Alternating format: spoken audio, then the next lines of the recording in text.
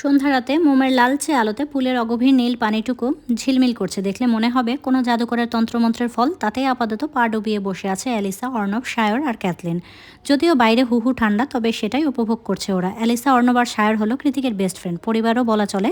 ওদের সবার জীবনেই কোনো না কোনো অপূর্ণতা দিয়ে ঘিরা। চারজনই পিছুটানবিহীন ছন্নছাড়া মানুষ। সোজা পথে না হেঁটে আঁকাবাঁকা পথের অ্যাডভেঞ্চার শিহরণ পেতেই বেশি পছন্দ করে ওরা। সামনে থেকে সব কিছু স্বাভাবিক মনে হলেও মূলত চারজনের জীবনটাই এক একটা গোলকধাঁধা। আর সে কারণে হয়তো ওরা সোলমেট, দীর্ঘদিনের বন্ধুত্ব ওদের। কৃতিক এখনও ভেবে পায় না ওর মতো বদমেজাজি রকচটা মাথা গরম ছেলের সাথে ওরা এতগুলো বছর কিভাবে কাটিয়ে দিল, তাও উইদাউট এনি কমপ্লেন। ছাদ বারান্দার রেলিং ঘেঁষে দাঁড়িয়ে মেঘলা আকাশের পানে এক নাগারে নিকোটিনের ধোঁয়া উড়াচ্ছে কৃতিক। সেদিকে মুগ্ধ নয়নে তাকিয়ে আছে ক্যাথলিন। ক্যাথলিন হলো অ্যালিসার কাজিন, বয়সে ওদের থেকে বেশ ছোটই, অনুর বয়সী হবে হয়তো। তবে কেন যেন কৃতিকের প্রতি ওর অন্যরকম একটা দুর্বলতা। আজ কৃতিকের জন্মদিন বলেই কেঁদে কুটে হাজারো অনুরোধ করে তবেই এলিসার সাথে এসেছে সে। সাথে করে কৃতিকের জন্য গিফটও এনেছে, তবে সেই গিফটে জীবনেও কৃতিক খুলে দেখবে কিনা বলা বাহুল্য। বৃষ্টিতে আটকে গিয়ে অনু এখনও বাড়িতে ফেরেনি বলে সারা সন্ধ্যা ওরু আর নিজের রুম থেকে বের হয়নি। তবে এখন তো বৃষ্টি কমেছে, আপা ফিরল কিনা তা দেখতে কেবলই রুমের বাহিরের করিডোরে পা রেখেছিল ওরু। ঠিক তখনই ছাদ বারান্দা থেকে হাঁক ছেড়ে ডেকে উঠল অ্যালিসা, এই যে শোনো, আমাদের সবার জন্য হট কফি বানিয়ে নিয়ে এসো তো। অ্যালিসার কথায় বাদশাহ সায়র খানিকটা গলা নামিয়ে বলে, কাকে কি বলছিস? ও কি সার্ভেন্ট নাকি? ও কৃতিকের স্টেপ সিস্টার। অবাকের চরম সীমানায় গিয়ে পৌঁছায় অ্যালিসা। কি বলিস? কিন্তু কৃতিক যে বলল treat her like a servant. Sayor কটমটিয়ে কৃতিকের দিকে চাইল, যে এখনও ভাবলেশীন হয়ে একইভাবে দাঁড়িয়ে আছে। তারপর চোখ ঘুরিয়ে অ্যালিসাকে বলে, আমাকেও একই কথা বলেছে বাদরটা, বোনকে বোন বলে পরিচয় দেয় না। কতটা খারাপ ভাবতে পারিস? ব্যাপারটা আন্দাজ করতে পেরে তখনই ওরুকে নিষেধ করার জন্য করিডোরে উকি দিল অ্যালিসা, কিন্তু দেখলো ওরু সেখানে নেই। নিজের কথায় এক মুহূর্তে নিজেই লজ্জিত ও তাই কৃতিকের দিকে তাকিয়ে কটমটিয়ে বলল, দাঁড়া, আমি দেখছি। ওদের কথা শুনতে না পেয়ে অর্ণব গোয়েন্দার মতো সন্ধিহান হয়ে প্রশ্ন ছুড়ল, এই কী বলছিস তোরা ফিসফিসিয়ে? আমার নামে কিছু নয় তো? আমাকে নিয়ে কিছু বললে কিছু একদম পার পাবি না, বলে দিলাম, সব বের করে ফেলবো। সায়ের বিরক্তি হয়ে চোখ উল্টে বলল, ভুলে যাস না অর্ণব, তুই একজন হ্যাকার, কোনো ম্যাজিশিয়ান নস যে মনের কথা বের করে ফেলবি। ওদের কথার বহরে কৃতিকা এবার ঘুরে দাঁড়ালো। তৎক্ষণাৎ কথা ছুড়ল অ্যালিসা, যে কে? ওরু তোর বোন হয়, আগে বলিসনি তো।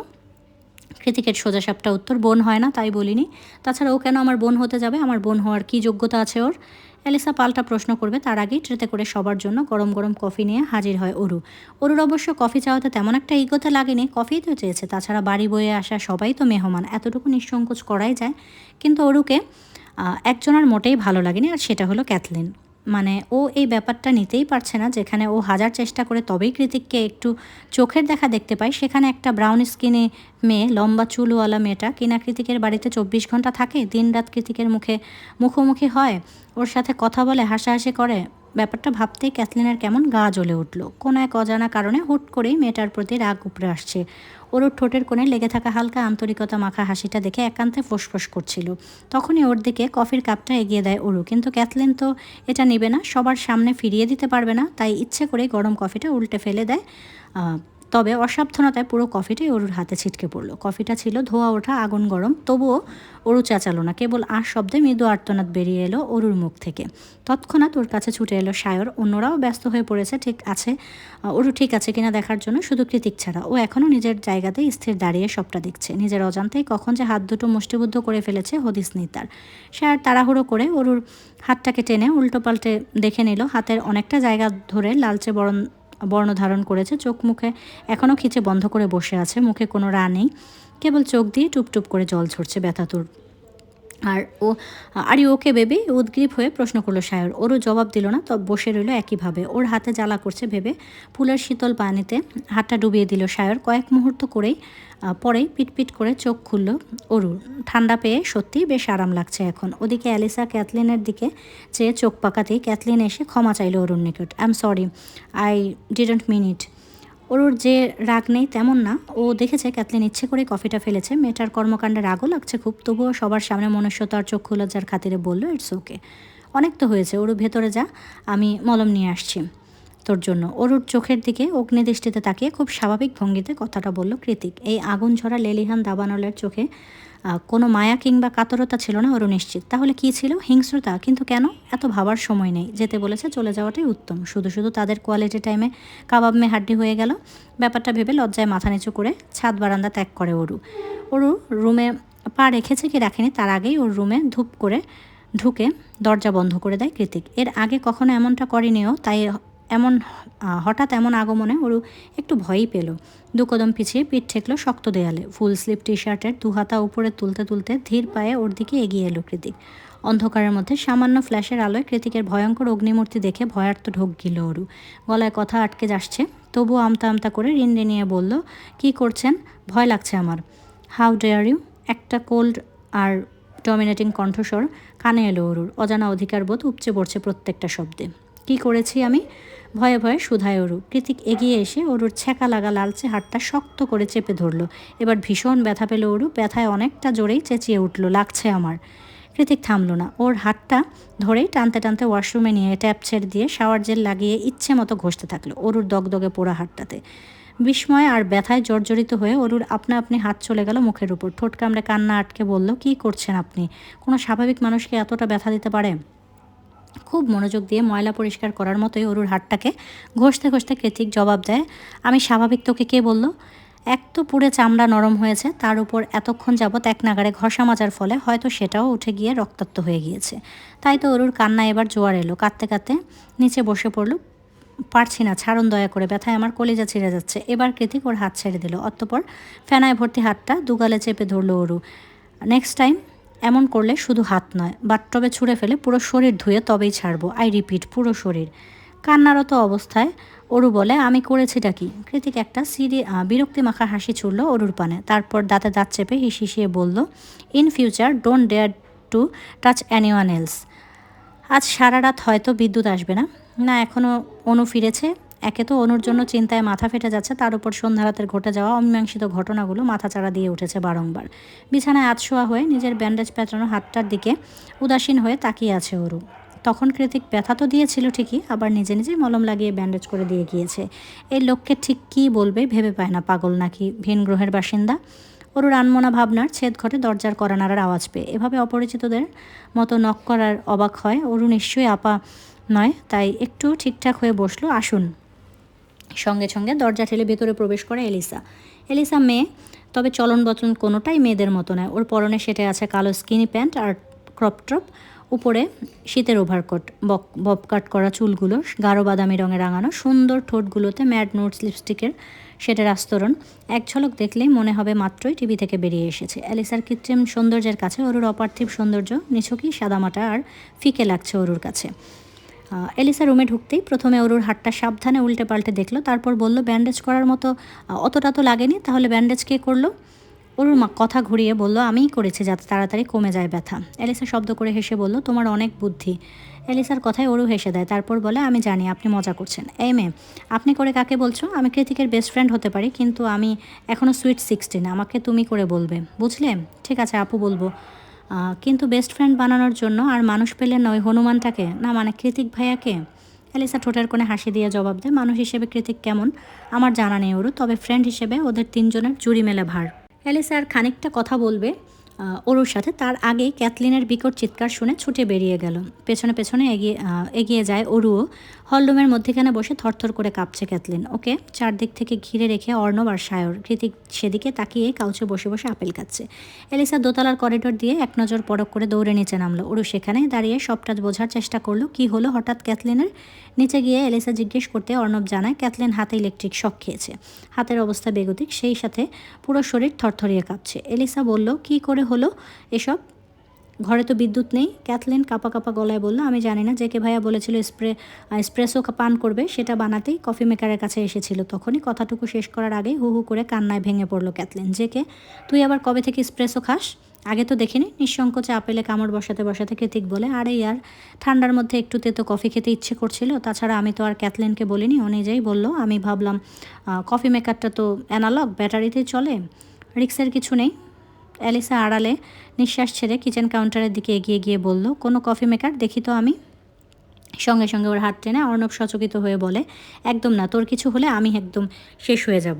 সায়র এদের সিনেম্যাটিক কাহিনী দেখে বিরক্ত প্রকাশ করে বলল, গাইস প্লিজ, গভীর রাত হয়ে যাচ্ছে, ক্যাথলিন বেচারিকে ডাক্তারের কাছে নিয়ে চল, ওকে চেক আপ করাতে হবে। ওরা সবাই চলে গিয়েছে। কয়েক মুহূর্ত মাত্র অরুক এখনও করিডোরেই দাঁড়িয়ে আছে। কৃতিক ওকে লক্ষ্য না করেই বাইরে গিয়ে মেন সুইচ বোর্ডটা অন করে দিয়ে আসে। সঙ্গে সঙ্গে আলোকিত হয়ে ওঠে মাঝারি সাইজের অত্যাধুনিক হল রুমের চারিপাশটা। ওরু ভ্রুকুঞ্চিত করে মনে মনে আওড়ালো, তার মানে বিদ্যুৎ অনেক আগেই এসেছে। উনি সুইচ বোর্ডটা অফ করে রেখেছিলেন, কিন্তু কেন? ছাদখোলা মার্জেটিজে বসে দিগ্ভ্রান্তের মতোই এদিক ওদিক তাকিয়ে মানুষ দেখছে ওরু, যেন হাজার বছর ধরে এই প্রাণীকুলের দেখা পেল সে, হাজার বছর পর এই প্রাণীকুলের দেখা পেল সে। আর এমনটা হবে নাই বা কেন? গত 1 মাস ধরে ওই নির্জন শুনশান বাড়িতে থেকে থেকে বিরক্তি ধরে গিয়েছে ওর। ঘর কোনো হওয়ার দরুন টিকতে পেরেছে, বই কি অন্য কেউ হলে আলবাত পাগল বনে যেত। তবে ওরও এই মুহূর্তে পাগলের মতোই উদ্ভট আচরণ করছে। উদ্ভট চাহনি ফেলে চারিদিকে ঘুরে ঘুরে দেখছে, যেন পৃথিবীর মাটিতে আজই ওর প্রথম দিন। ওরুর কাহিনী দেখে কৃতিক হুট করে গাড়ির বাটনে প্রেস করে ছাদটা তুলে দিল। কৃতিকের এমন কাণ্ডে ওরু মুখ কালো করে ওর পানে চাইল। সুন্দর ফর্সা চেহারার সাথে এঁটে থাকা তীক্ষ্ণ চোয়ালটা শক্ত হয়ে আছে বরাবরের মতোই, চোখের সৌন্দর্যে সামিল হয়ে আছে কালো রঙা চৌকোচোর চশমাটা। রাস্তার দিকে এক ধ্যানে তাকিয়ে থাকা থেকে শুরু করে এক হাত দিয়ে ড্রাইভ করা প্রত্যেকটা কাজে উপচে পড়ছে নজর কাড়া আভিজাত্য আর পুরুষত্ব। এই পুরুষের প্রতি যে কেউ এক দেখায় ফিদা হতে বাধ্য। তবে তার আচার আচরণ এমন অমানবিক কেন, ভাবছে ওরু। কারণ এই বাহিক সৌন্দর্যের সাথে ভেতরের মানুষটাও যে কোনোরূপ মিলই খুঁজে পায় না ও। আমাকে দেখা বন্ধ কর, আমি ডিস্ট্র্যাক্ট হচ্ছি। তৎক্ষণাৎ চোখ নামিয়ে নিজের হাতের দিকে চাইল ওরু। সফেদ রঙা ব্যান্ডেজ হাতে নিজেই আজ প্রথম দিন ভার্সিটিতে যাচ্ছে ও। আর এই ব্যান্ডেজ করা ক্ষতটা অন্য কারণে, বরং ওর পাশেই মানুষটার দ্বারাই তৈরি। যদিও কৃতিক সবসময় গোমরা মুখেই থাকে, তবুও রাতের সেই ভয়ানক কোল্ড হার্ট আর অগ্নিদৃষ্টিতে কৃতিকের সাথে এখনকার দিনের কৃতিকের রাত দিন তফাৎ। আজ প্রথম দিন, তাই কৃতিকের সাথে যাওয়া সুযোগ পেয়েছে ওরু। কারণ কৃতিক ওই একই ভার্সিটির প্রফেসর। তবে কৃতিক এটাও সাফ সাফ জানিয়ে দিয়েছে আজই ফার্স্ট আর আজই লাস্ট। এরপর আরও কখনো অরুকে নিয়ে যেতে পারবে না। তার বদলে অরুর জন্য বরাদ্দ করা হয়েছে একটি ছোট্ট সাইজের প্যাডেল বাইক বা সাইকেল। সফেদ ব্যান্ডেজ নখ দিয়ে খুঁটে খুঁটতেই অরু যখন নানান অযাচিত চিন্তায় বিভোর, ঠিক তখনই আপন সুরে বেজে উঠল ওর মুঠোফোনটা। অরু যতটা উচ্ছ্বাস নিয়ে কথাগুলো বলল, নীলিমার কণ্ঠস্বর ছিল ততটাই নির্জীব আর ক্লান্ত। ও বলল, আমি বুঝতে পারিনি এটা তুই ছিলি, কারণ তাছাড়া কাল সারা রাত হসপিটালে ছিলাম, ফোন হাতের কাছে ছিল না। ওরু জিজ্ঞেস করে, কেন, কি হয়েছে, তুই ঠিক আছিস? হ্যাঁ রে, আমি ঠিক আছি, কিন্তু তিথির নামটা শোনা মাত্রই ওরুর মনে পড়ে যায় সেদিনের তিথির করা অজস্র অপমানের কথা। পাছে এসে ভর করে তিথির প্রতি একরাশ ঘৃণা আর বিরক্ত। তবুও কথা আগাতে জিভ দিয়ে সামান্য ঠোঁট ভিজিয়ে অরূপ শুধায়, কি হয়েছে? নীলিমা কাঁদো কাঁদো গলায় বলে, জানি না অরু, হুট করে আমাদের তিথির মতো চঞ্চল হাসি খুশি মেয়েটার সাথে এরকমটা কেন হলো? কি হয়েছে সেটা তো বল। মাত্র একদিনের ওর সাথে অনেক কিছুই হয়েছে ওরু। কিছু তুচ্ছ কারণে ভার্সিটি থেকে তিথির ছাত্রত্ব বাতিল করা হয়েছে, আর ঠিক সেদিনই হুট করে ওর বাবার এত বড় পজিশনের জবটাও চলে গিয়েছে। একদিনের ব্যবধানে ওর বাবার ক্যারিয়ার সব শেষ হয়ে গিয়েছে। তাহলে ওর মনের অবস্থাটা একটাবার ভাব। আর সব থেকে আশ্চর্য ব্যাপার হলো, তিথির বাবা জেকে গ্রুপের মার্কেটিং ডিপার্টমেন্টের কর্মকর্তা ছিলেন, বহু বছরের ক্যারিয়ার হুট করেই শেষ। বলতে বলতে অনেকটা কান্নাই করে দিল নীলিমা। তাহলে হসপিটালে কেন ছিলি? এতগুলো শক একসাথে নিতে পারেনি তিথির আম্মু। এসব ঘটনায় কাল রাতে হুট করে উনি স্ট্রোক করে বসেন, তাই সেখানেই ছিলাম সারা রাত। কথাগুলো শুনে ওর খারাপ লেগেছে, কিন্তু ওর তো এখানে কিছুই করার নেই। তাই ওর চাপা নিঃশ্বাস জিজ্ঞেস করলো, আন্টি এখন কেমন আছেন?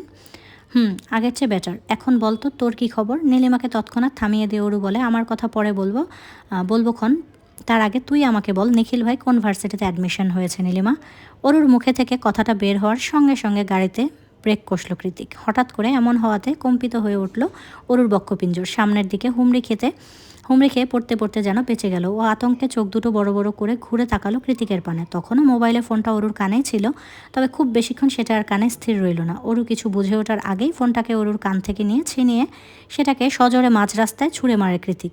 কয়েক মুহূর্তের মধ্যে সুন্দর চকচকে হ্যালো কিটি কভার দিয়ে মোড়ানো ফোনটা পরিণত হয় ধ্বংসাবশেষে। নিজের শখের ফোনের এমন করুণ দশা দেখে আতকে উঠল ওরু। হিংস্র বাঘিনীর ন্যায় দৃষ্টিপাত করল কৃতিকের পানে। তবে মুখ দিয়ে কিছু বলার অবকাশ দিল না কৃতিক, বরং তার আগেই গাড়ির দরজা খুলে গর্জে উঠে বলল, গেট আউট।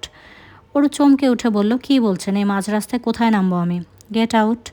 কৃতিক একই বাক্য পুনরায় উচ্চারণ করে এক প্রকার হাত ধরে ঠেলেই মাঝ রাস্তায় নামিয়ে দিল ওরুকে। তারপর ওয়ালেট থেকে একটা $100 নোট বাড়িয়ে দিল ওরুর দিকে। সামনেই বাস স্টপেজ, নেক্সট বাস সোজা ভার্সিটির সামনে গিয়ে থামবে, গো অ্যাহেড। ওরও বেচারি না পারতে টাকাটা হাতে নিল। কৃতিক তৎক্ষণাৎ ঠাস করে গাড়ির দরজা বন্ধ করে দিয়ে গাড়ি স্টার্ট দেয়। যাওয়ার আগে নিজের শরীরের কালো রঙের কোটটা খুলে জানালা দিয়ে ছুঁড়ে মারে অরুর মুখের উপর। কোটটাকে উল্টে পাল্টে দেখে কৃতিকের গাড়ির দিকে প্রশ্নসূচক দৃষ্টি নিক্ষেপ করলো অরু। কৃতিক যেতে যেতে লুকিং গ্লাসে তাকিয়ে বলে, হাতে নিয়ে সঙ্গের মতো দাঁড়িয়ে থাকার জন্য দেয়নি, গায়ে পড়তে দিয়েছি, ব্যাস এইটুকুই। তারপর সাই সাই করে হাজারো অচেনা গাড়ির ভিড়ে হারিয়ে গেল একমাত্র চেনা মার্সিডিসটা। অজ্ঞাত অরু ভাবলেশহীন চোখে সেদিকেই তাকিয়ে রইল খানিকক্ষণ। মাথায় তখনও একটাই প্রশ্ন খেলে গেল ওর, কৃতিক কি আদৌ মানুষের কাতারে পড়ে? মনের মাঝে এক রাশ হতাশা আর কষ্ট নিয়ে কোনো মতে ভার্সিটি এসেছে অরু। শীত নিবারক হিসেবে গায়ে জড়িয়ে রেখেছে কৃতিকের ব্র্যান্ডেড ব্ল্যাক কোট। গেট দিয়ে ক্যাম্পাসে ঢুকতে ঢুকতে অরু ভাবছে, এভাবে ভেঙে পড়লে চলবে না, যত যাই হোক পড়াশোনাটা চালিয়ে যেতেই হবে। তবে সে ভাবনার বেশি দূর এগোতে পারলো না। নিজেকে নিজেই মোটিভেশন দিতে দিতে কখন যে হাজারো অচেনা অপরিচিত মুখের ভিড়ে কাঙ্ক্ষিত পরিচিত শ্যাম পুরুষের মুখখানা চোখের সামনে চলে এলো, সে কথা ঠাওর করতে পারল না অরু। ঠিক আগের মতোই ক্যাম্পাসের প্রশস্ত সিঁড়িতে আসন পেতে কানে হেডফোন লাগিয়ে বই পড়ছে সে। হঠাৎ করেই কি জানে কি হয়ে গেল, ছলাৎ ছলাৎ ঢেউ তুলে জোয়ার আসার মতোই বানভাসী হলো মনের নদী। মুখ থেকে অজান্তে বেরিয়ে এলো খুব পরিচিত সেই চেনা নাম, নিখিল ভাই। চারিদিকে কে আছে কে নেই কিছুই আর চোখে পড়ল না অরুর, বরং নিষ্পলক হয়ে দ্রুত পায়ে এগিয়ে যেতে লাগলো সেই চেনা মুখের মানুষটির দিকে। তবে পুরোপুরি কাছে যাওয়া হলো না।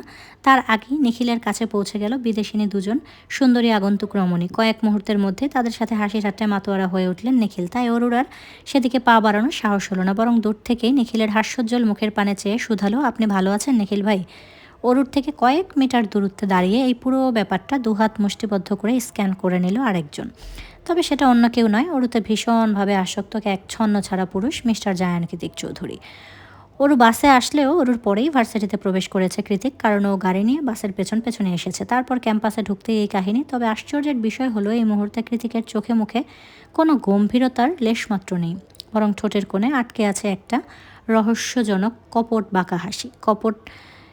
কোণে আটকে আছে একটা রহস্যজনক হাসি। কপট হাসিটা ধরে রেখেই কৃতিক অস্ফুটে বলে, আমার বোকা পাখি, সত্যিটা জানলে কতই না কষ্ট হবে তোমার জান, but I'm okay with that, cause তুই শুধুই আমার।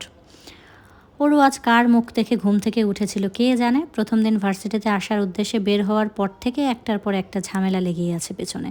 প্রথমে কৃতিকের মতো বদমেজাজি লোকের সাথে বের হতে হলো, অতঃপর রাস্তায় বিশাল অঘটন, একটু আগে নিখিল ভাইয়ের সাথে দেখা হয়েও হলো না, আর এখন ক্লাস থেকেই বের করে দিল কৃতিক ওকে। এখন অবশ্য দোষটা কৃতিকের নয়, অরুরই বেশি ছিল। ক্লাসের মধ্যে বাইরে উকিঝুঁকি দিয়ে নিখিল ভাইকে খুঁজতে গিয়েই বেজেছে বিপত্তি। ভরা ক্লাসে সবার সামনে কৃতিক এক রামধমক দিয়ে ক্লাস থেকে বের করে দিয়েছে অরুকে। কিন্তু অরু এটা ভেবে পায় না, বাংলা ডিপার্টমেন্ট থেকে এসে ইকোনমিক্স কে নেয়? কেনই বা কৃতিক বেছে বেছে এই বিদঘুটে সাবজেক্ট ভর্তি করালো ওকে? এটা ইন্টারন্যাশনাল ইউনিভার্সিটি, ফরেনার স্টুডেন্টদের অভাব নেই এখানে। সেই সাথে সাবজেক্টেরও তাহলে ইকোনমিক্সই কেন? এখন তো 3 দিন অন্তর অন্তর ইকোনমিক্স ক্লাসে কৃতিকের মুখোমুখি হতে হবে, সাথে হাজারটা ফ্রি অপমান তো আছে। ক্লাসের বিপরীত করিডোরে মাঝখানে উঁচু থেকে শুরু করে সবুজ ঘাস অবধি বিছানো সিঁড়িতে বসে বসে অরুর মনের সাথে মস্তিষ্ক যখন বিশাল দ্বন্দ্বে লিপ্ত, ঠিক তখনই ল্যাপটপ ব্যাগ হাতে আগমন ঘটে নিখিলের। অরোরা না? পরিচিত কণ্ঠস্বর শুনে হকচকিয়ে পেছনে চাইল অরু। দেখলো গালের মাঝে টোল পড়া হাসি মুখ নিয়ে দাঁড়িয়ে আছে নিখিল ভাই। এত দূর এসে বিদেশের মাটিতে নিখিল ভাইকে দেখতে পেয়ে অরুর ভীষণ আনন্দ হলো। ও বসা থেকে উঠে দাঁড়িয়ে দুকদম এগিয়ে গেল নিখিলের কাছে। তবে আগ বাড়িয়ে কথা বলতে পারল না, আগের মতো জড়তা রয়েই গিয়েছে। এবার নিখিলই প্রশ্ন করলো প্রথমে, অরোরা তুমি হঠাৎ এখানে? জানো ওই যে দেখছো 3তলা ল্যাব, ওখান থেকে তোমাকে দেখেই ছুটে এসেছি আমি। বারবার মনে হচ্ছিল আমি ঠিক দেখেছি তো। মাত্রাতিরিক্ত খুশিতে অরুর কথা জড়িয়ে যাচ্ছে, তবুও খানিকটা কষ্ট করে মিনমিনিয়ে জবাব দিল, জি আমি এখানে ইকোনমিক্স ডিপার্টমেন্টে ফার্স্ট ইয়ার। সঙ্গে সঙ্গে আবারও প্রশ্ন করে নিখিল, আচ্ছা অরোরা, তিথি কেমন আছে? ওর ফোন বন্ধ কেন বলতে পারবে?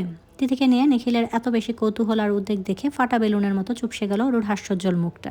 অন্যদিকে ক্লাসের বিশাল থাই লাগানো জানালার ফাঁক দিয়ে এক পলক ওদের দিকে চাইল কৃতিক। অতঃপর অর্ণবকে কল করে নরম সুরে একদম সফট টোনে যাকে বলে সেভাবেই বলল, আমাদের ভার্সিটির সিসিটিভি কন্ট্রোল সিস্টেমটা হ্যাক করতে হবে দোস্ত, বেশি না, অনলি ফর 5 মিনিটস।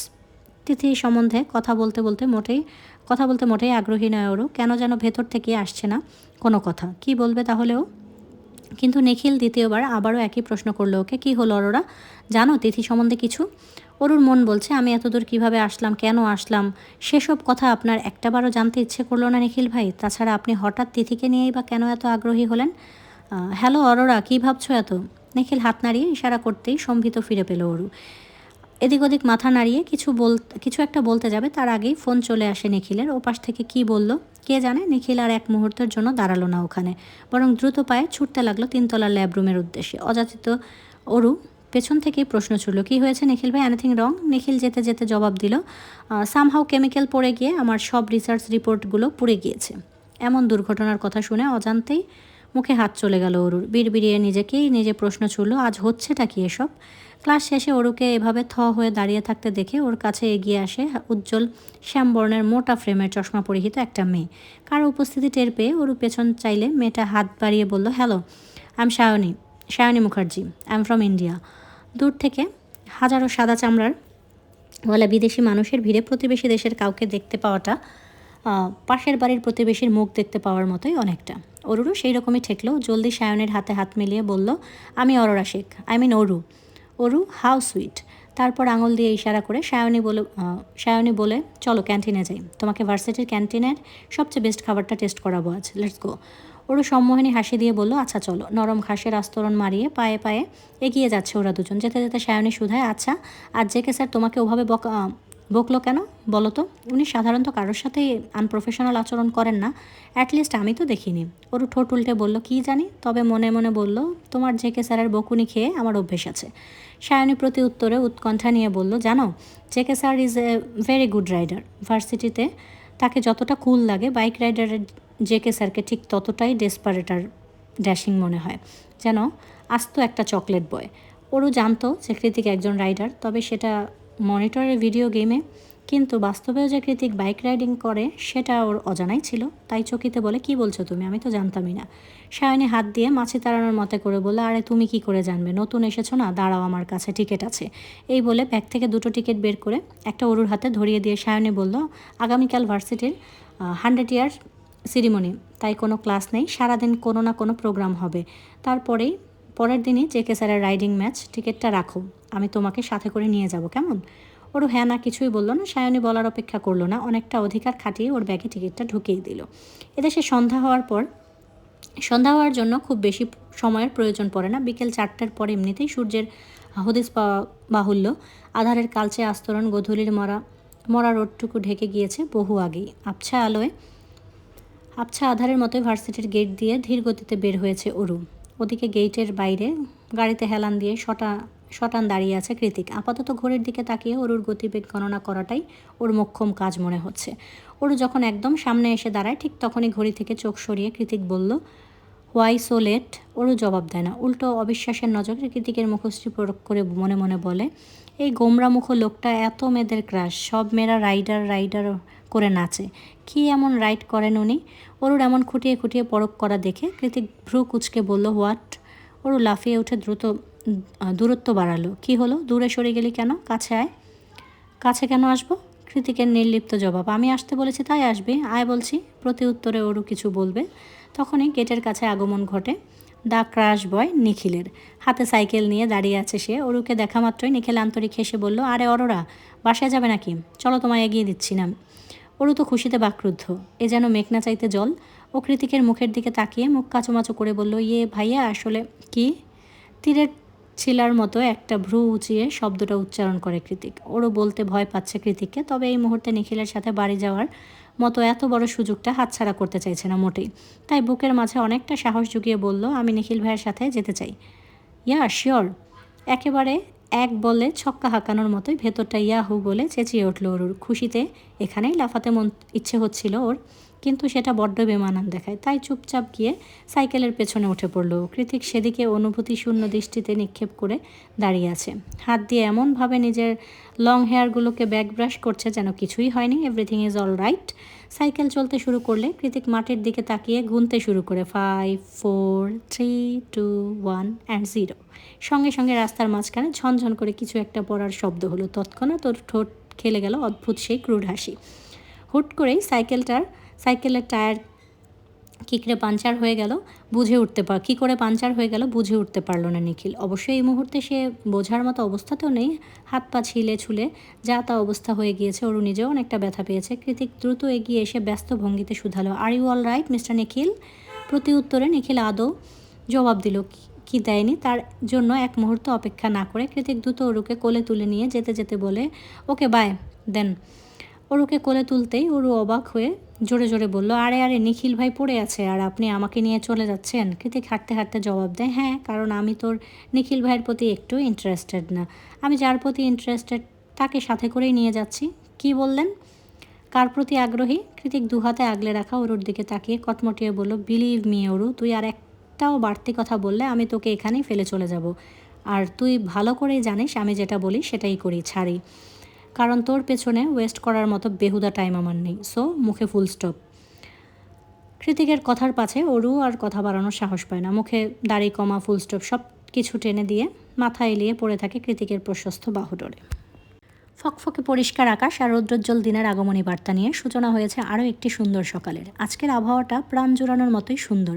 চারিদিকে তাকালেই কেমন মন ভালো হয়ে যায়। কুসুম গরম সূর্যকিরণ আর ভোরের বাতাস গায়ে মাখাতে আজ বহুদিন বাদে ফ্রন্ট ইয়ার্ডে বেঞ্চিতে এসে বসেছে কৃতিক।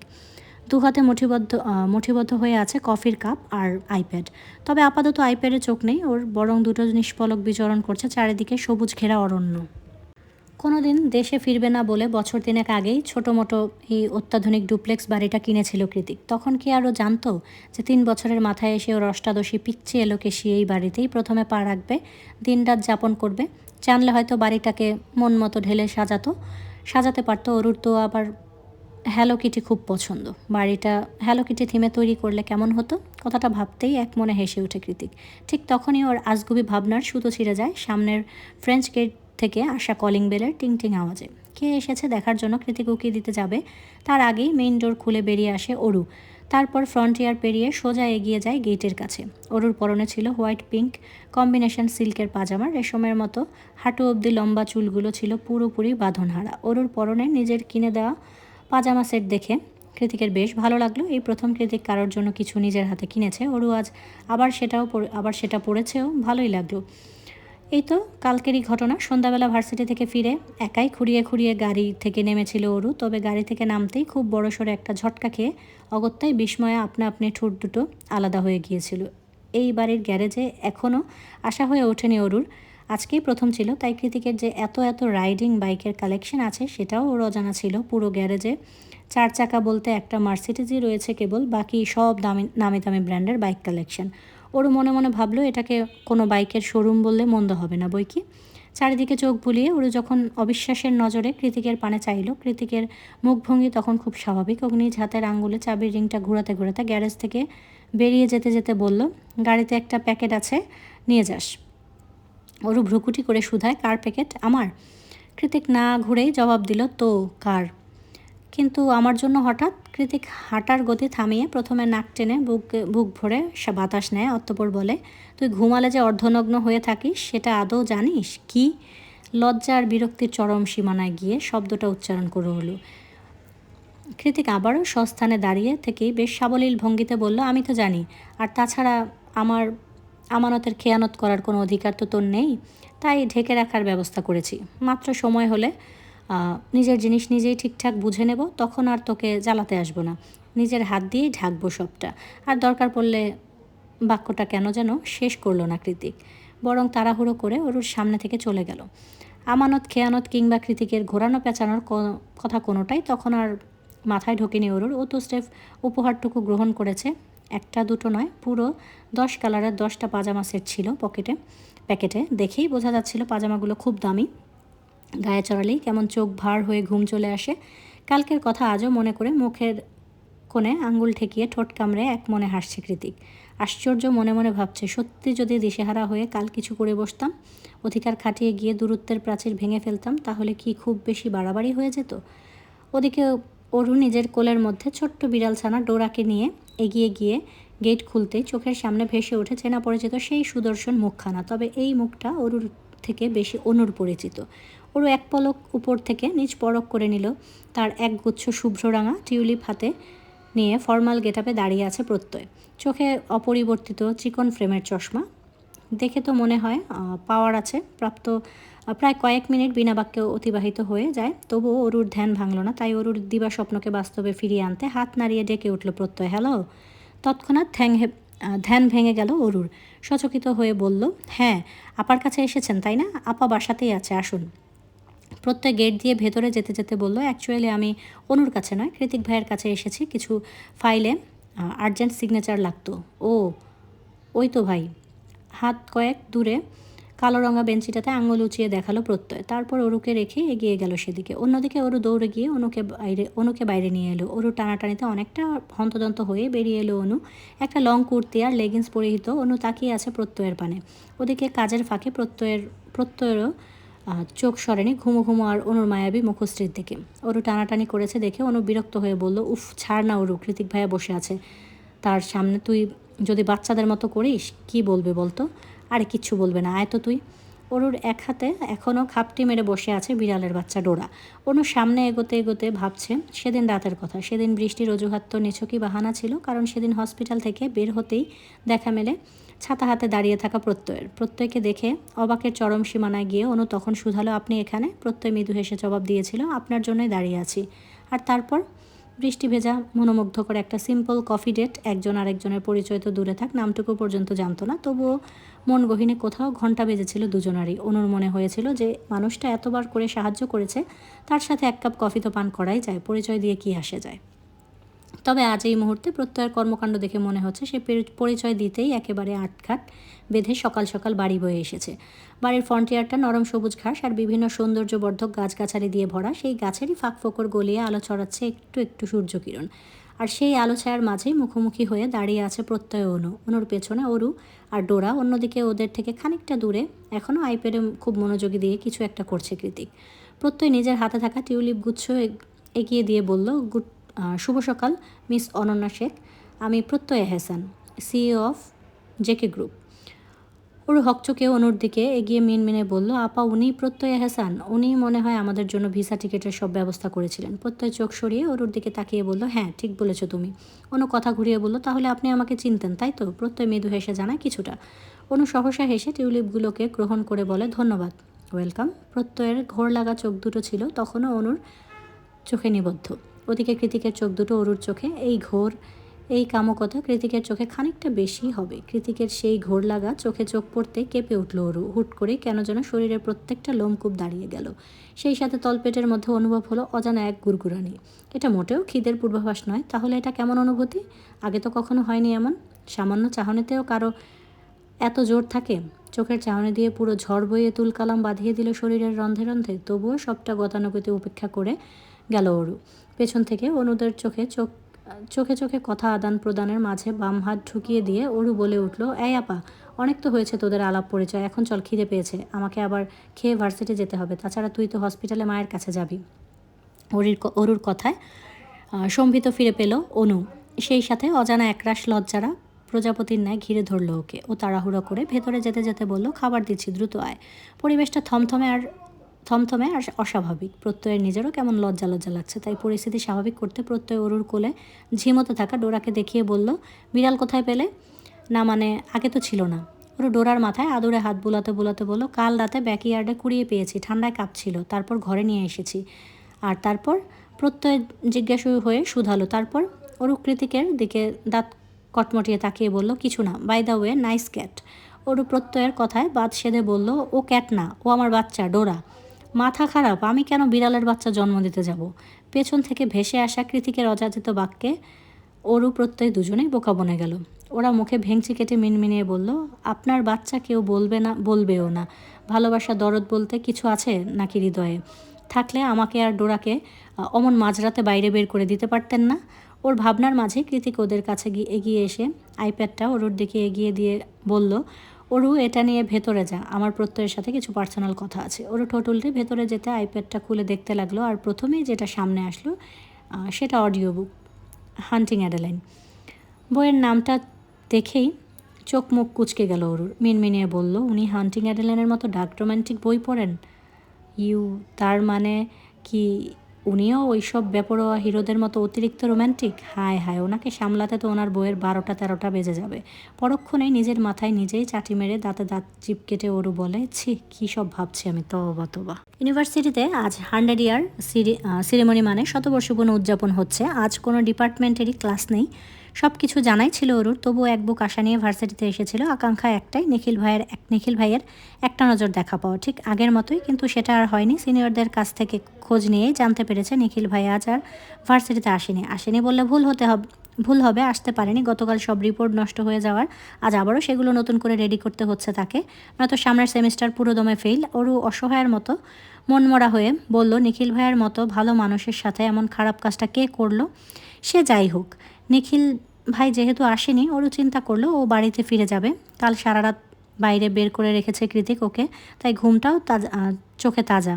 না ঘুমানোর দরুন কেমন ঝিমুনি চলে আসছে দু চোখে, চারিদিকে ঝাপসা লাগছে। মনে হচ্ছে এই বুঝি পড়ে যাবে মাথা ঘুরে। ওরও আর বেশিক্ষণ দাঁড়িয়ে থাকতে পারলো না, হাঁটা ধরলো বাড়ি যাওয়ার উদ্দেশ্যে। তবে দু কদম এগোতেই পথ আটকায় সায়নী। ওর হাতটা শক্ত করে ধরে উচ্ছ্বাসিত মুখে বলে, এই ওরু, কোথায় যাচ্ছ? গ্যালারিতে বাস্কেটবল খেলা হচ্ছে, বিশাল টুর্নামেন্ট, তাড়াতাড়ি চলো। যদিও ওরুর এসবে বিন্দুমাত্র আগ্রহ নেই, তবুও অগত্যাই যেতে হলো সায়নীর সাথে। যেতে যেতে সায়নী জানালো, সবাই এই ম্যাচ দেখার জন্য কত 1 মাস ধরে বসে আছে, আর তুমি বাড়ি যাচ্ছ। ইউনিভার্সিটির প্রাক্তন ছাত্রদের ভার্সেস পাশের ইউনিভার্সিটির প্রাক্তন ছাত্ররা। সায়নের উচ্ছ্বাসে জোয়ার দিতে ওরু নরম সুরে বলল, ও তাই নাকি? গোলাকার বিশাল গ্যালারিতে গিয়ে সায়নী সিটে বসতে বসতে বলল, তার চেয়ে বড় কথা কি জানো, জে.কে স্যারও ইউনিভার্সিটির সিনিয়র ছিলেন, আর স্যারও আজ ম্যাচ খেলবেন। তৎক্ষণাৎ সায়নের দিকে চোখ সরিয়ে সামনে চাইল ওরু। দেখতে পেল শুধু কৃতিক একা নয়, সায়র আর অর্ণবও আছে। তাছাড়া ওদের পাশের গ্যালারিতেই বসে বসে নিজের প্রিয় বন্ধুদের চিয়ার আপ করে যাচ্ছে অ্যালিসা, সাথে ক্যাথলিনও। চেনা পরিচিত সবাইকে এক ঝলক দেখে নিয়ে ওরু মনে মনে বলল, তার মানে ওনারাও সবাই এই ভার্সিটির প্রাক্তন শিক্ষার্থী। ওরু কি ভাবছ? খেলা শুরু হয়ে গিয়েছে তো। সায়নের কথায় এবার সত্যি সত্যি খেলা দেখায় মন দিল ওরু। তখন খেলায় প্রথম হাফ শেষ হওয়ার হয়েছে মাত্র সবার মুখে বিজয়ের হাসি লেগে আছে, কারণ প্রথম হাফেই বাজিমাত করে দিয়েছে কৃতিকেরা। প্রতিপক্ষ টিম বাকি অর্ধেক সময়ে এই রেকর্ড ভাঙতে পারবে কিনা সন্দেহ। এখন 10 মিনিটের বিরতি পেয়ে সবাই যে যার মতো 1 নম্বর 2 নম্বর সারতে চলে গেল। কেউ গিয়ে দাঁড়ালো টিমের মানুষের কাছে। বাকি অর্ধেক খেলার জন্য পরামর্শের তো একটা ব্যাপার আছে। শুধুমাত্র কৃতিক সবাইকে ছাড়িয়ে উঠে এলো জনসমাগমপূর্ণ গ্যালারি। কৃতিক গ্যালারিতে উঠতেই সবাই একযোগে চিল্লিয়ে উঠল। তবে কোনো কিছু শোনা কিংবা দেখার চেষ্টা না করেই সোজা গিয়ে বসে পড়ল ওরুর পাশে। অতঃপরে এক টান দিয়ে ওরুর গলায় পেঁচানো স্কার্ফটা টেনে নিয়ে তোয়ালের মতো করে নিজের চুল আর কপালের ঘাম মুছতে লাগলো নির্বিঘ্নে। বিস্ময়ে বিপর্যয়ে হা হয়ে আছে পুরো গ্যালারি ভর্তি মানুষ। যেন এখানে কোনো বাস্কেটবল ম্যাচ নয়, বরং রোম্যান্টিক সিনেমার শুটিং হচ্ছে।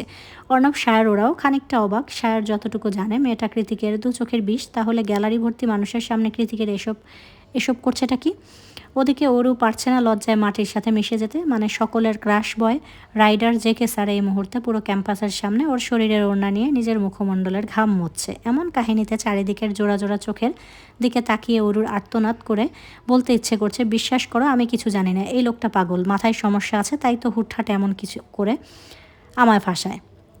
ওর ভেতরের কান্নাকাটিকে 2 পয়সা পাত্তা না দিয়ে কমে আওয়াজে কৃতিক বলে, পানিটা দে। ওরও এদিক ওদিক তাকিয়ে বলল, আমারটা খাবেন?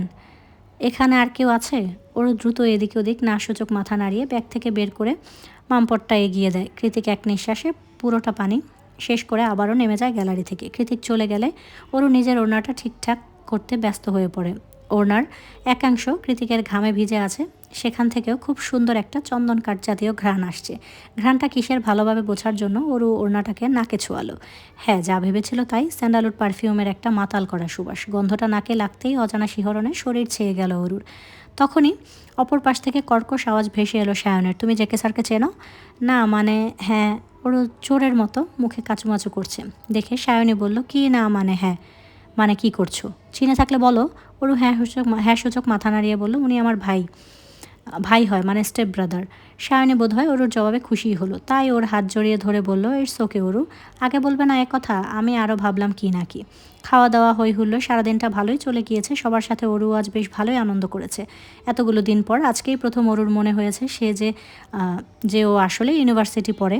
তবে বিপত্তি ঘটেছে বিকেল নাগাদ। ক্যাম্পাসে রাতে কনসার্ট আর পার্টি থাকলেও ওরু সেসবে একদম অভ্যস্ত না, তাই ও সায়নীকে বুঝিয়ে শুনিয়ে বাড়িতে যাওয়ার প্রস্তুতি নিচ্ছিল। আর ওরু শুধু একা নয়, অনেকেই যাচ্ছে আসছে, করিডোরে শিক্ষার্থীদের উপচে পড়া ভিড়।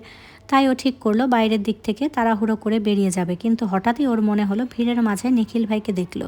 নিখিলকে দেখা মাত্রই ওরু আনমনে বলল, আশ্চর্য, নিখিল ভাই সারাদিন ভার্সিটিতে এলো না আর এখন এই সন্ধেবেলা এলেন, আর সাথে ওটাকে। ওরও দূর থেকে আরেকটু ভালোভাবে পরখ করে ওদেরকে দেখলো। হাজারো ভিড়ের মাঝে এক বিদেশিনীর কোমরে হাত রেখে তার সাথে হাসাহাসি করতে করতেই এদিকেই এগিয়ে আসছে নিখিল ভাই। দেখলে মনে হবে তারা জনম জনমের প্রেমিক যুগল। তবে এখন আর অরুর থেকে খুব বেশি দূরে নেই ওরা, বরং অনেক কাছে। হুট করেই তখন অরুর কী হলো কে জানে, চক্রাকার ঘুরতে থাকা বলয়ের মতোই ঘুরছিল ওর মাথাটা। চোখের সামনে সুবিশাল ক্যাম্পাসটাকে মনে হচ্ছিল মহাবিশ্বের সব থেকে অন্ধকারতম ব্ল্যাক হোল। ক্ষণিকের মধ্যে মানুষের গিজগিজ হাসাহাসি কথার বহর সব কিছু ছাপিয়ে কর্ণকুহুরে বেজে উঠল ঝিন ধরা এক বিরক্তিকর আওয়াজ। তারপর হুট করেই মাথা ঘুরে ওখানেই অচেতন হয়ে পড়ল ক্লান্ত শরীরটা। দীঘল কালো নজর কাড়া ফ্রেঞ্চ বেরুনিটা তখনই মাটি ছুঁই ছুঁই প্রায়। তবে মাটি আর ছুঁতে পারল না, তার আগে ওকে শক্ত বাহুডোরে আবদ্ধ করে নিল নিখিল। জনসম্মুখে হুট করে এমন একটা ঘটনা ঘটে যাওয়ায় এই মুহূর্তে মোটামুটি ক্যাম্পাসের সবাই অরু আর নিখিলকে ঘিরে ধরেছে।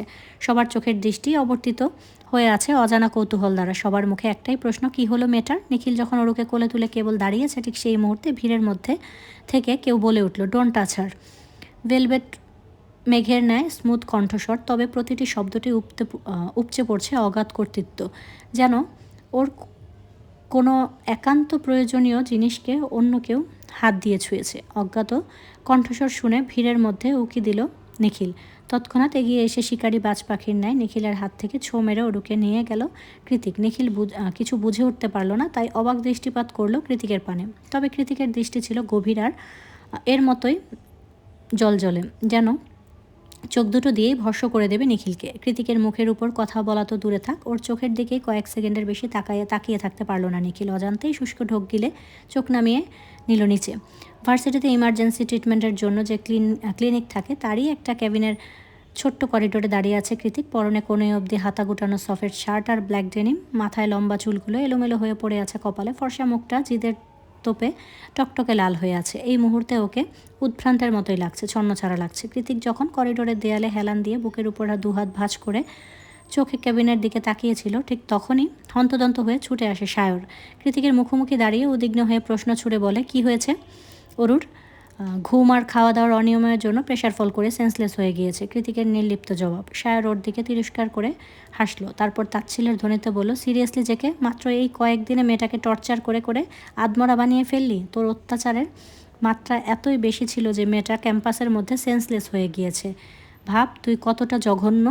আচ্ছা, এই পিচ্চি মেয়েটার সাথে তোর কিসের এত শত্রুতা বলতো আমায়? তাছাড়া যেভাবেই হোক না কেন ও তো তোর বোন নাকি? সায়র কথাটা বলতে বাকি শক্ত থাবায় সায়রের কলারটা চেপে ধরতে দেরি হলো না কৃতিকের। বোন কথাটা শোনা মাত্রই দগ্ধ গলিত লাভা যেন হিড়হিড় করে ছড়িয়ে পড়ল কৃতিকের মাথার মধ্যে। ও করিডোরের বিপরীত দেয়ালে সায়রকে চেপে ধরে দাঁতে দাঁত পিষে বলল, খবরদার সায়র, ওকে আমার বোন বলবি না। ও আমার বোন নয়। নিজ বোনের জায়গায় ওর চেহারাটা আমি দুঃস্বপ্নেও ভাবতে পারি না। আমার কাছে ও পৃথিবীর সবার থেকে ইম্পর্ট্যান্ট। ও আমার কি সেটা আমি নিজেও জানি না, তবে এটুকু জানি, বাকি জীবন ওকে ছাড়া আমি দম নিতেও ভুলে যাব। সায়র চোখ বড় বড় করে অবাক দৃষ্টিতে তাকিয়ে আছে কৃতিকের বিভৎস মুখের পানে। ঠিক তখনই অন্য দিক থেকে আগমন ঘটে নিখিলের। কৃতিক এক পলক নিখিলের দিকে তাকিয়ে সায়রকে বলল, ওটাকে এক্ষুনি বিদায় কর। সায়র সামনের দিকে যাচ্ছে ঠিক কি, তবে ওর মনে চলছে অন্য কিছু। আজ সায়র উপলব্ধি করলো ওর ধারণা সম্পূর্ণ ভুল। কৃতিক ওরুকে সবচেয়ে বেশি অপছন্দ নয়, বরং উন্মাদের মতো পছন্দ করে। এই পছন্দকে কি নাম দেয়া যায়? শুধুই আসক্তি নাকি সঙ্গীন প্রণয়াসক্তি? মেঘার কুয়াশার চাদরে ঢেকে আছে ধরণী। উদীয়মান সূর্যের নিয়ন আলোয় চারিপাশ একটু হলেও পরিষ্কার দেখাচ্ছে, নয়তো আজ মোটেই রৌদ্রোজ্জ্বল কোনো দিন নয়। স্বাভাবিক হাইওয়ে রাস্তার থেকেও কয়েক গুণ প্রশস্ত পিচ ঢালা কুচকুচে কালো রাস্তার মাঝ বরাবর এক নাগারে সাদা রঙের ব্রোকেন লাইন রোড মার্কিং টানা। ঠিক তার দুই পাশে পাহারাদারদের মতো মাথা উঁচিয়ে দাঁড়িয়ে আছে ছোট বড় সরাসরি ম্যাপল গাছ। ম্যাপল গাছের ছোট ছোট বিশেষ আকারের রঙিন পাতাগুলো যেন এক একটা শিল্পের নান্দনিক কারুকাজ। দেখলে মনে হবে রোদহীন মেঘে ঢাকা দিনে রাস্তার পাশে এই লাল কমলা ম্যাপল লিভগুলোই আলো ছড়াচ্ছে পুরো রাস্তা জুড়ে, even without any single penny. পথচারীদের যাতায়াত সুবিধার্থে সুন্দর আকর্ষণীয় ম্যাপেল গাছের অন্য পাশ দিয়ে চলে গিয়েছে আরও একখানা তকতকে সরু রাস্তা। সেই রাস্তা ধরেই পায়ে পায়ে এগুচ্ছে সায়নী আর অরু।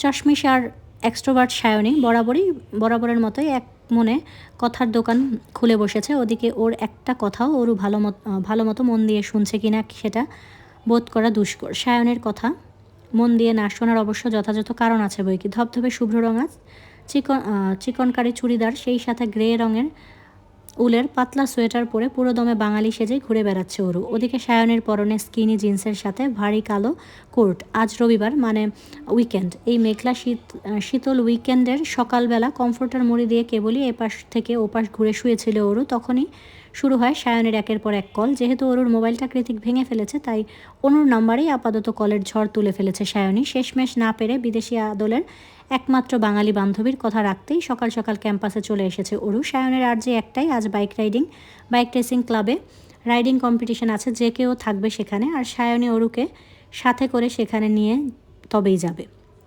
প্রথমে একটু গাইগুই করলেও পরক্ষণে ক্যাম্পাসে এসে সায়নের কথা রক্ষার সার্থকতা ধরতে পেরেছে অরু। মনে মনে অনেকটা খুশিও হয়েছে সায়নের প্রতি। তার কারণ সকাল সকাল ক্যাম্পাসের গেটেই দর্শন মিলেছে পছন্দের শ্যাম পুরুষের।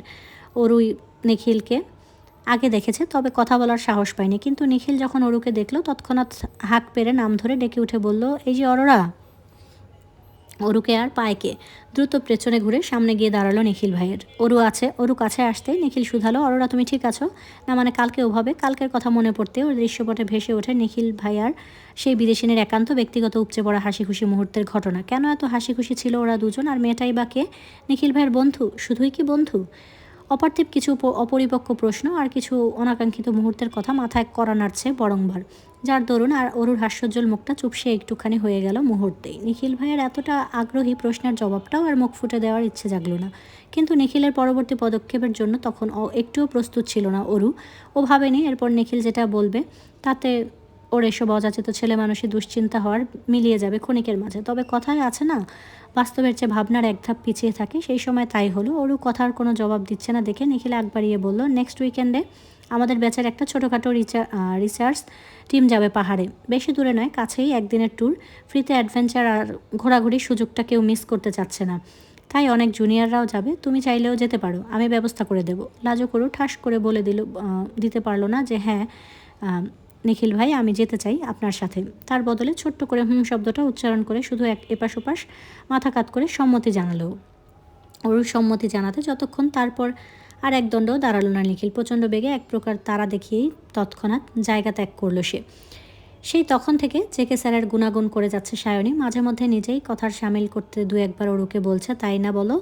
অরু সায়নের কথা মতো হা করছে ঠিকই, তবে ওর মনে চলছে অন্য কিছু। সেটাও অন্য কাউকে নয়, বরং কৃতিককেই নিয়ে। ও ভাবছে ট্যুরের কথাটা আপা জানলে যেমন তেমন বকাঝোকা করে হলেও শেষমেশ যেতে দিতে রাজি হবে। কিন্তু কৃতিক, এই ঘাড়তারা লোক তো জীবনেও রাজি হবে না। উল্টো এমনভাবে চোখ রাঙাবে যে ভয়ে অরুর ছোট্ট হৃৎপিণ্ডটা ওখানেই কাজ করা বন্ধ করে দেবে।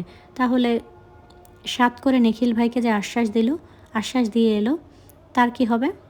অরু, শুনতে পাচ্ছ আমার কথা? হুট করেই সায়নের কনুয়ের গুতোয় সম্ভিত ফিরে পেল অরু। ও কাঠের পুতুলের ন্যায় উপর নিচ হ্যাঁসূচক মাথা নাড়িয়ে বলল, হ্যাঁ হ্যাঁ শুনছি, বলো বলো। সায়নী ভ্রু কুচকে বিরক্তি ভাব প্রকাশ করে বলে, কিসের তারপর? দেখো, আমরা চলে এসেছি অলরেডি, রেসিং শুরু হয়ে গিয়েছে, তাড়াতাড়ি এসো। রাস্তার দুধারে থ্রিলিং প্রিয় মানুষের শয়ে শয়ে ভিড়। সেই গাদাগাদি আর ভিড়ের ফাঁকে গলিয়ে ওরা দুজনে জায়গা করে নিল রাস্তার এক কোণে। ওরা তো যতক্ষণ এসেছে ততক্ষণে বাইকাররা ইতিমধ্যে প্রতিযোগিতায় ব্যস্ত।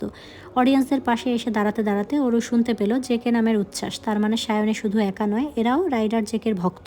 আচ্ছা, এরা কেন এত পাগল কৃতিকের জন্য? এরা কি আদৌ জানে কৃতিক কতটা নির্দয়?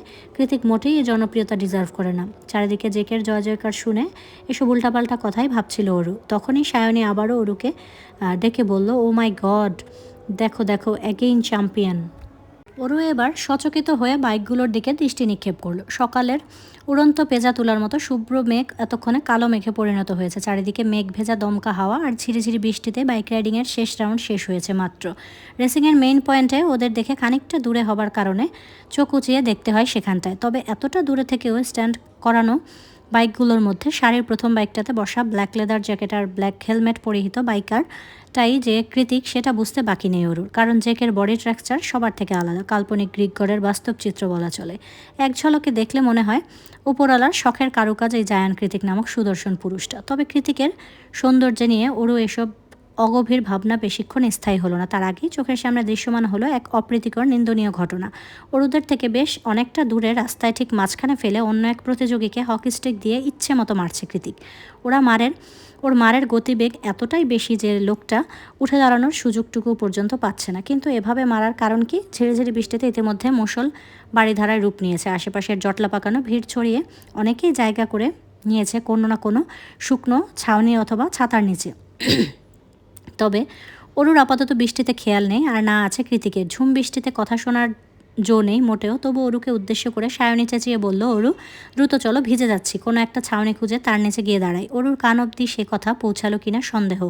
আর না তো ও কোনো ছাউনির নিচে গিয়ে আশ্রয় নিল, বরং ঝুম বৃষ্টির মাঝে দ্রুত এগিয়ে গেল সামনের প্রশস্ত রাস্তার দিকে। এগিয়ে যেতে শুনতে পেল অনেকেরই বলাবলি করছে জ্যাকসন নামক বাইকারটা জেকের মায়ের নামে কিছু একটা বাজে গালি দিয়েছে, আর তাই লোকটা সেই ছোট্ট একটা গালি দেওয়ার মাসুল চোকাচ্ছে গত আধ ঘন্টা যাবত এক নাগারে হকি স্টিকের মার খেয়ে।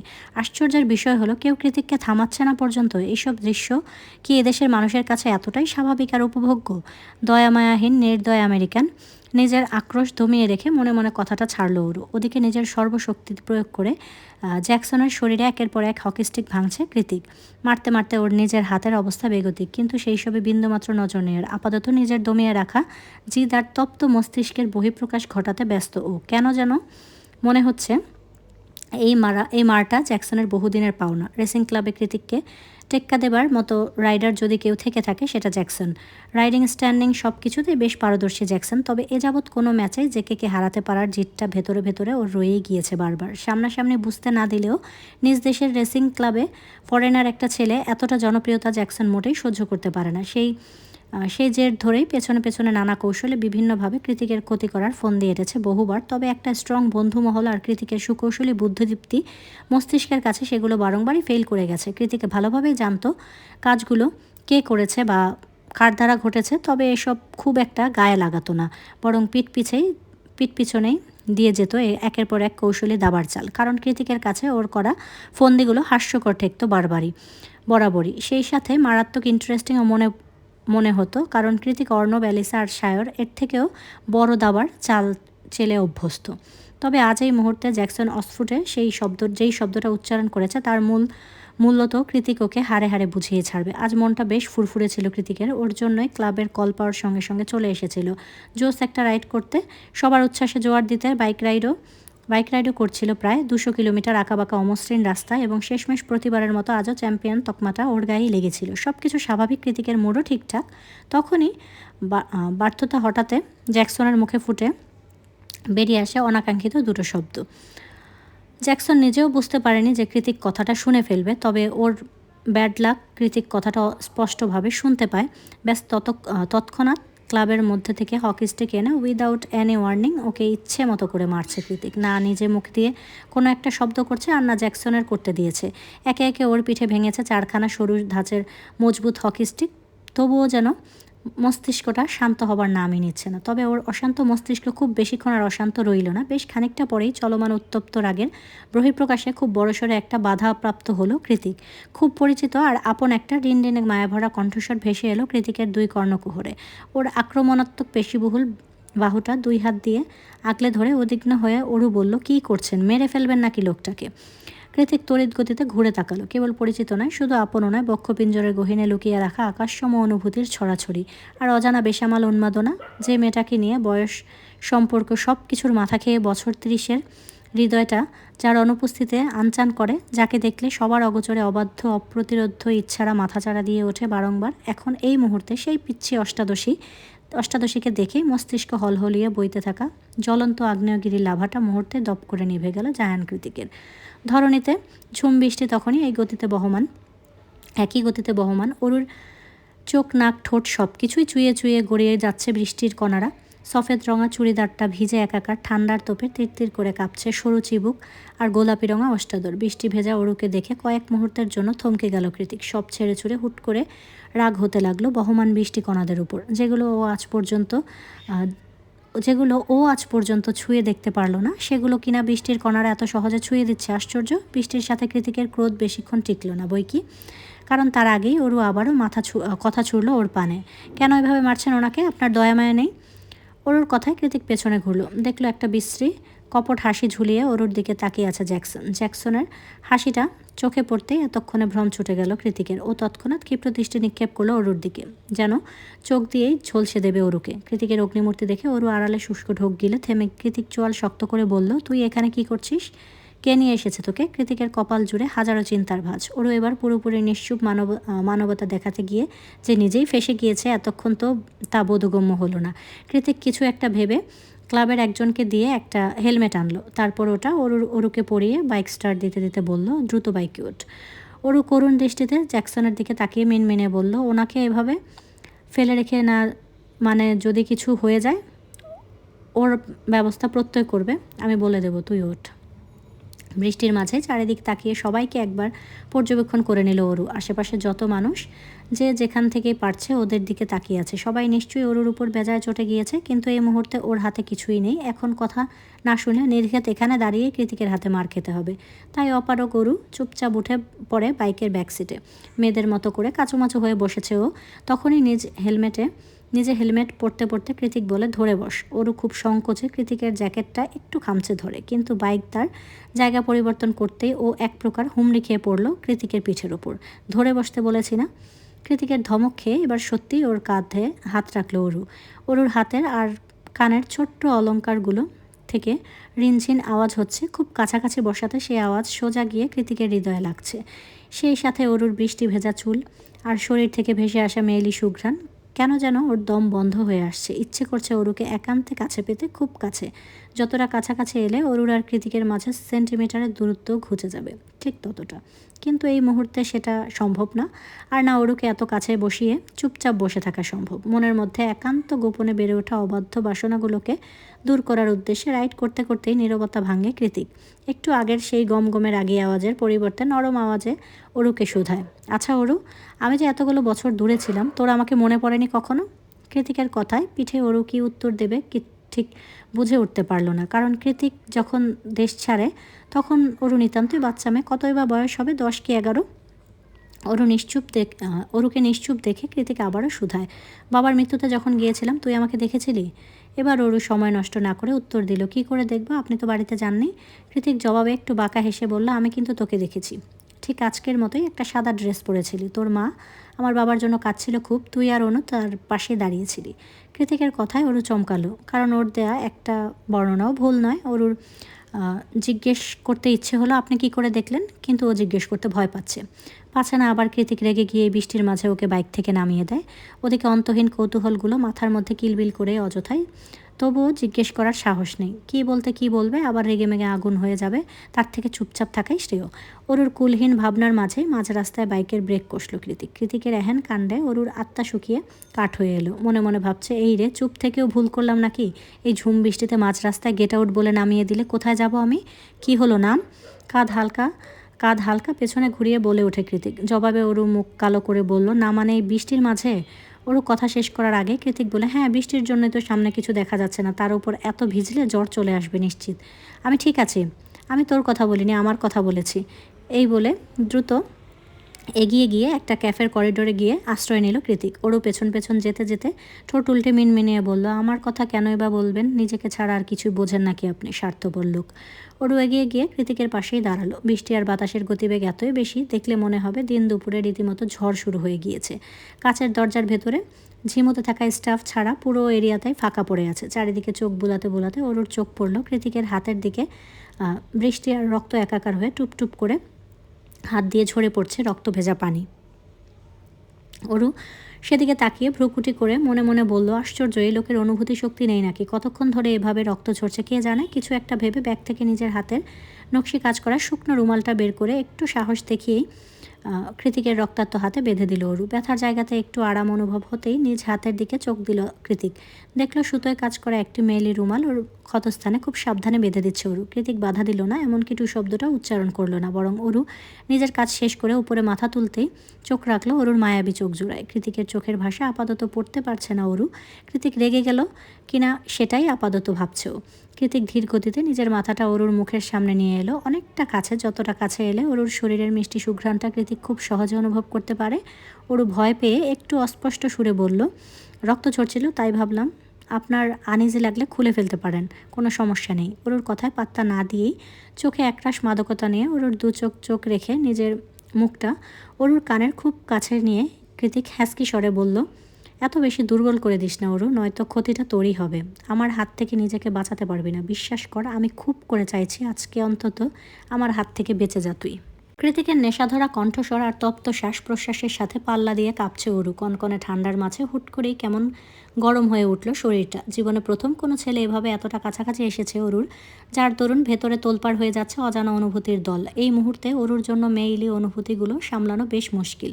এক কথায় দুর্বিষহ একটা নরম ভেজা অনুভূতি হৃদয় ছুঁয়ে যাচ্ছে বারংবার। এমন অনুভূতিগুলো আগে কখনোই হৃদয় অনুভব করেনি অরু। হুট করেই কৃতিকের কাছে থেকেই কেন? কই, নিখিল ভাই সামনে এলে তো এমনটা হয় না, তলপেটে হুটহাট প্রজাপতি উড়াউড়ি করে না। তাহলে জায়ান কৃতিকের মতো অপছন্দের লোকটার সান্নিধ্যেই কেন এমন হয়? এটা তো ঠিক নয়, মোটেই ঠিক নয়। এই নিস্তব্ধতা আর বেসামাল অনুভূতিগুলোকে মাথা থেকে ঠেলে সরিয়ে কাঁপা কাঁপা গলায় বলল, আপনি কেন আমাকে মারতে যাবেন? কি করেছি আমি? কখন বললাম আমি তোকে মারবো? এই যে বললেন আপনার হাত থেকে নিজেকে বাঁচাতে পারবো না। অরুর কথায় কৃতিকের ঠোঁট খেলে গেল একটা চমৎকার বাঁকা হাসি। ও অরুর থেকে নিজের দূরত্ব খানিকটা বাড়িয়ে হুট করে অরুকে হ্যাঁচকা টানে পেছনে ঘুরিয়ে দিল। তারপর এক টানে ওর লম্বা চুল থেকে গার্ডারটা খুলে নিল নিজ হাতে। সঙ্গে সঙ্গে অরুর দীঘল কালো এক ঝাঁক ভেজা চুল আছড়ে পড়ল সমস্ত পিঠ জুড়ে। অরু সাবধানে পেছনে ঘুরে বলল, চুল কেন খুললেন? কৃতিক ভাবলেশহীন কণ্ঠে জবাব দিল, বৃষ্টির দিনে সাদা কেন পড়েছিস? কৃতিকের কথার মানে বুঝতে পেরে প্রচণ্ড লজ্জায় নিজের দুহাত ভাঁজ করে ও নিল অরু। তারপর বৃষ্টিতে ভিজে রাস্তার দিকে এগিয়ে যেতে যেতে বলল, আর অপেক্ষা করতে হবে না, চলুন বাসায় যাব। কৃতিক আর কী বা করবে? মনে মনে ভাবলো অরুকে এভাবে সরাসরি লজ্জা দেওয়াটা তার উচিত হয়নি। যতই হোক অরু ওর থেকে বয়সে অনেক বেশি ছোট,